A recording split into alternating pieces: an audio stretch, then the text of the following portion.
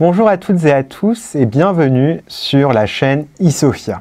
Alors comme je vous l'avais dit dans la vidéo de présentation, je n'avais pas exclu de vous parler de films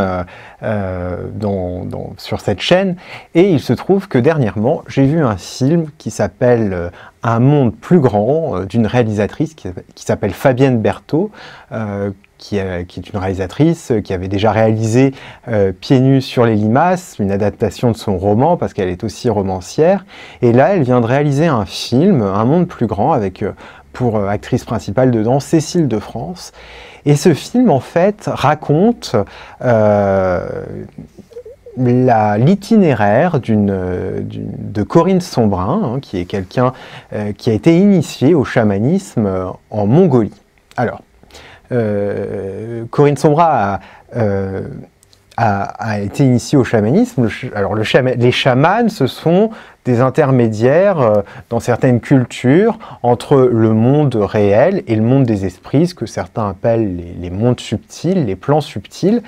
Et à l'occasion d'un reportage, puisque Corinne Sombrin, justement, qui est incarnée par Cécile de France dans ce film, à l'occasion d'un reportage en Mongolie, eh bien, elle a été, Corinne Sombrin, initiée au chamanisme et elle a découvert la transe.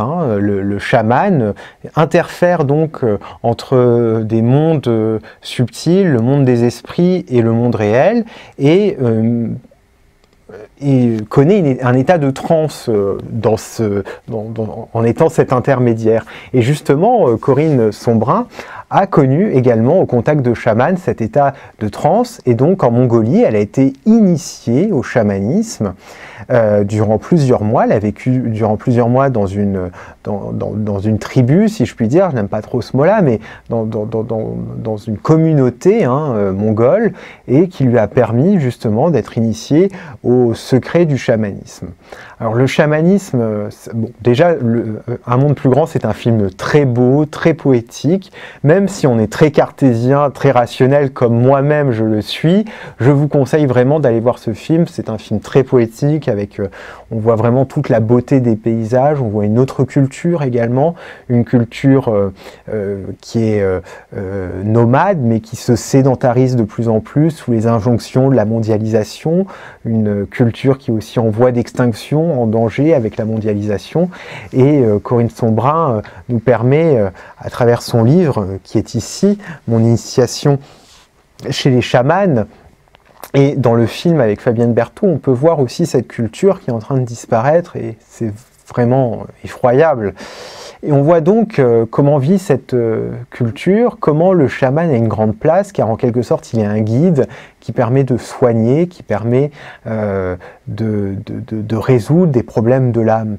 Alors, la transe est justement un état dans lequel le chaman peut accéder à des mondes autres, à des mondes des esprits.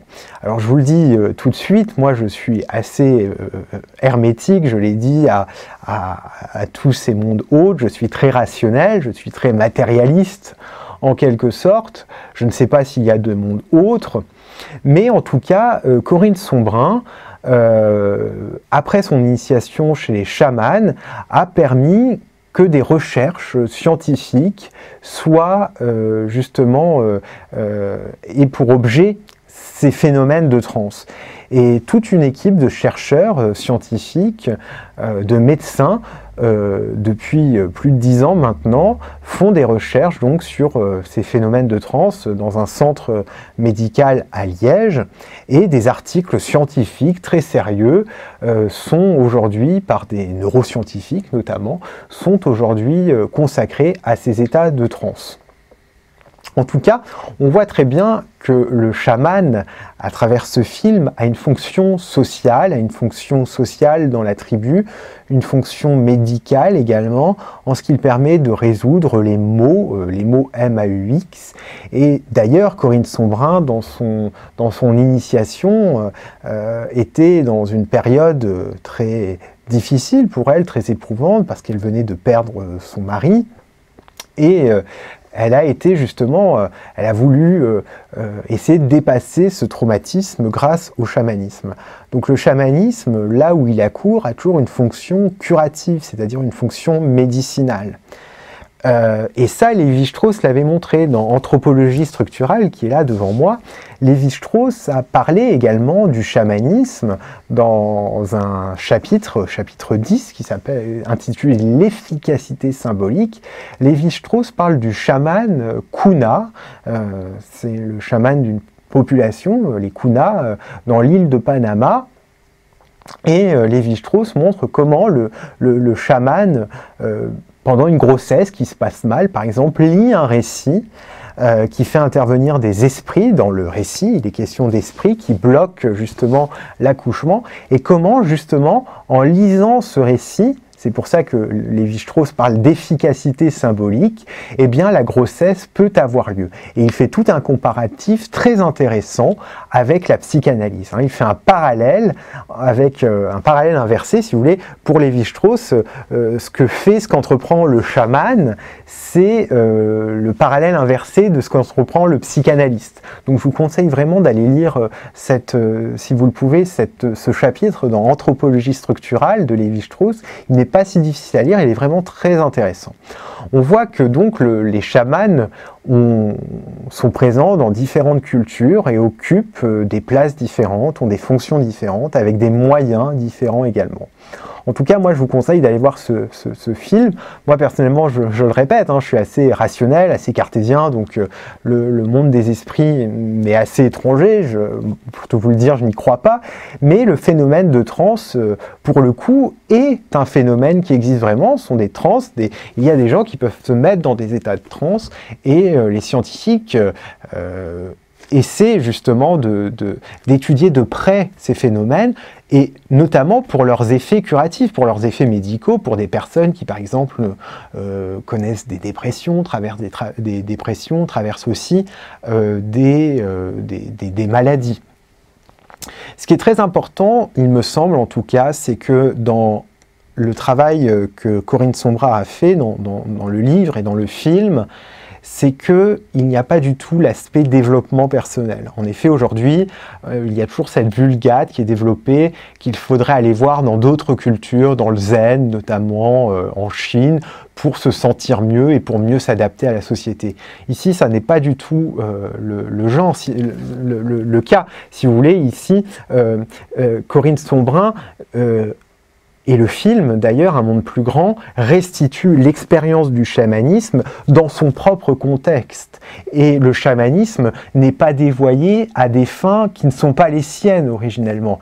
Et il se trouve qu'aujourd'hui, il y a véritablement un détournement du chamanisme pour des occidentaux qui sont en mal, en quelque sorte, de nouveauté.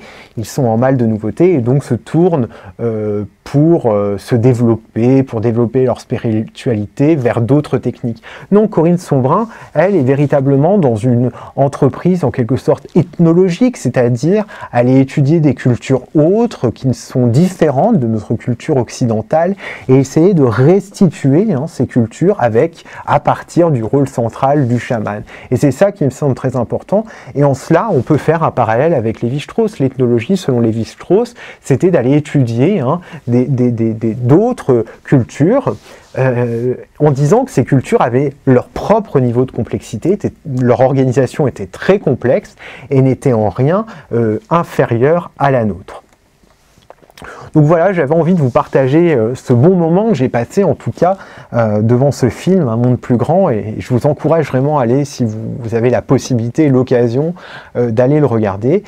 Et c'est très important parce que ça peut aussi vous donner des pistes de réflexion pour le thème de la culture que vous avez au programme, les élèves de terminale, sur la religion, sur la société également. Et sur l'ethnologie, moi je vous conseille, si vous n'êtes pas encore très au fait de cette discipline qui est vraiment passionnante, eh bien d'aller sur YouTube. Il y a de nombreuses interviews de Claude Lévi-Strauss. Elles sont assez longues, mais Lévi-Strauss, de façon très pédagogique, relate tout son travail. Vous aurez les liens des différentes vidéos dans la description. Et s'il n'y a qu'un seul livre à lire, moi je vous propose ce livre d'entretien entre Claude Lévi-Strauss et Didier Ribon. C'est un livre d'entretien qui s'appelle De près et de loin. Ces entretiens ont été réalisés à la fin des années 80. Le livre date de 88, je vous mettrai la référence précise, de 88 je crois, et Didier Ribon, qui est un philosophe, un sociologue qui est toujours vivant, s'est entretenu très longuement durant plusieurs semaines avec Claude Lévi-Strauss, et ils ont fait ensemble ce livre d'entretien. Je vous mettrai aussi la vidéo, le lien de la vidéo où ensemble ils présentent ce livre dans une émission que vous n'avez pas connue parce que vous n'étiez pas né, Apostrophe. En tout cas, ce livre est passionnant puisqu'on voit aussi tout le travail de Lévi-Strauss, quelle a été la démarche de Lévi-Strauss et la démarche aussi de Lévi-Strauss, comme également la démarche de Corinne Sombrin contre si vous voulez, l'ethnocentrisme, c'est-à-dire de juger de certaines cultures par rapport aux critères de notre propre culture, en considérant d'autres cultures comme inférieures aux nôtres.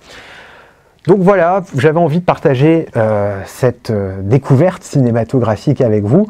Moi, je vous conseille vraiment d'aller piocher, d'aller butiner dans ces 3 livres que je vous ai présentés, dans ce film également, que je vous conseille, et dans les différentes vidéos que je vous mettrai en lien dans la description.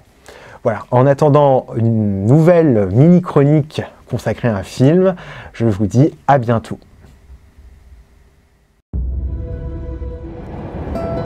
Tu te souviens de cette série de docu sur la spiritualité à travers le monde? Il nous faudrait des ambiances, genre religieux, musique locale. Ça va te faire du bien ce voyage. On verra. Il dit que tu es triste. Tu as dû avoir un gros problème dans ta vie avant d'arriver ici. Les chamans peuvent communiquer avec les morts? Oui.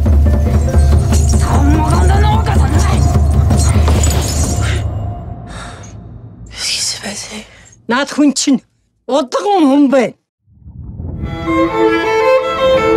pense que j'ai des pouvoirs. Des pouvoirs magiques? Tu dois maintenant apprendre à t'en servir.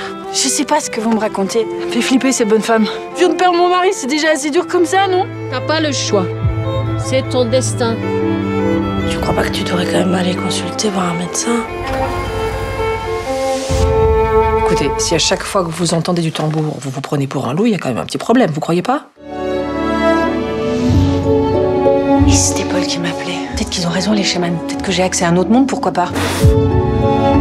Tu repars pas en Mongolie pour faire avancer la science. Ça dérange qui? Moi, ça me dérange. Tes pouvoirs grandissent. T'es en train de devenir complètement taré, tu te rends même pas compte. J'essaie juste d'aller mieux, Louise. Qu'est-ce que j'ai à perdre?